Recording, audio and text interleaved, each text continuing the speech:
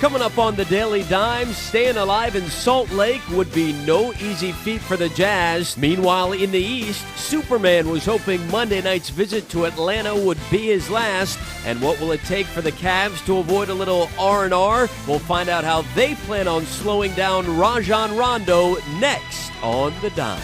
Like Stan Van Gundy, they do that mixed match. Stan Van Gundy, Charles Barkley pitcher. That still makes me laugh. Howard climbs up, grabs it, and then the two-handed slam.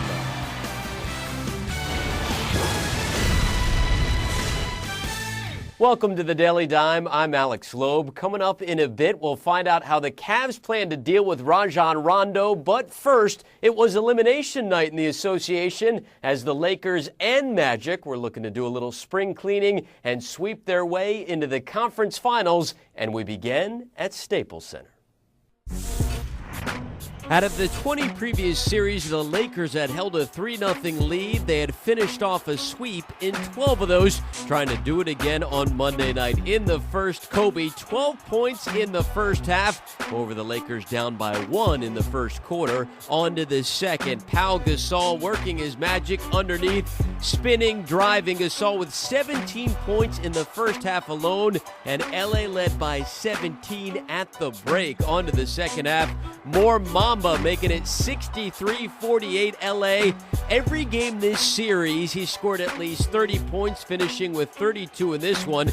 But the Jazz trying to rally Deron Williams to Wesley Matthews, and Utah within 6, 65-59. Later in the third, Derek Fisher comes up with a steal. One man to beat, but 6'6" CJ Miles swats it away with one of his 3 blocks on the night. It remains a 7-point game on the next Lakers possession. However, Bryant in the paint gets it to go 74-65 LA, and pulling away in the fourth. Ron Artest finds Pau Gasol, who had 33 points and 14 boards on the night. And moments later, Kobe would seal it as the Lakers move on with a 111-96 win over the Jazz.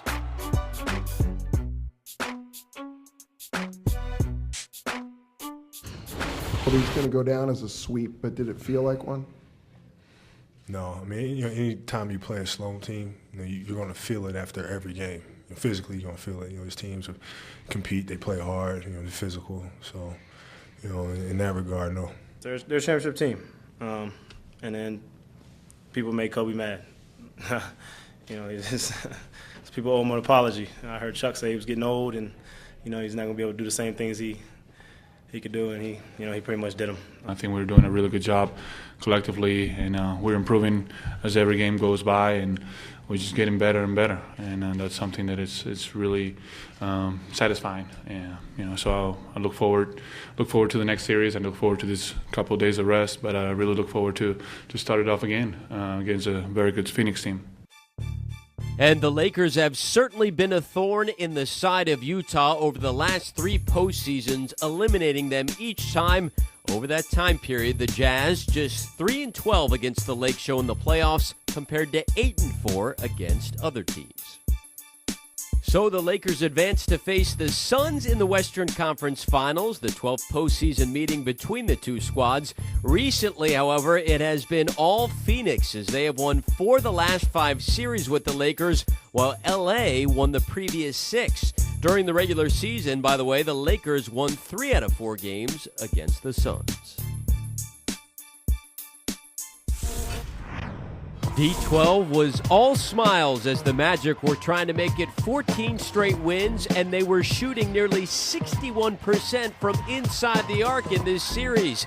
We begin in the first quarter after the Nelson layup, Howard with the flush, and then Matt Barnes making Gloria proud underneath, but the Magic weren't done. Later on, after the Maurice Evans miss, Barnes fires it cross court to Jameer Nelson, and Orlando shot 14 of 19 in the first quarter, nearly 74% from the field, including 10 of 11 from inside the arc, scoring 16 points inside the paint. So what does all this mean? Well, the Magic had an 11-point lead after 1. On to the second quarter. Watch the patience by the big man. Howard underneath, getting it to go, and Orlando led by 8 at the break. On to the second half now in the third quarter.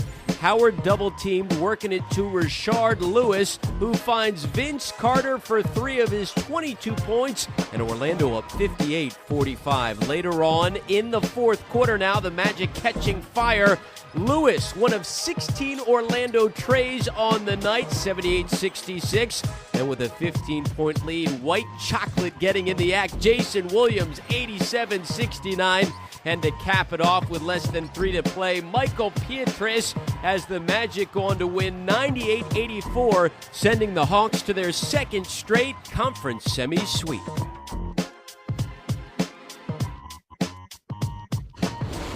Instead of going up 2-0 or 3-0 and then relaxing and, feeling like you've got a cushion, you just stay on it. And that's been a real positive thing.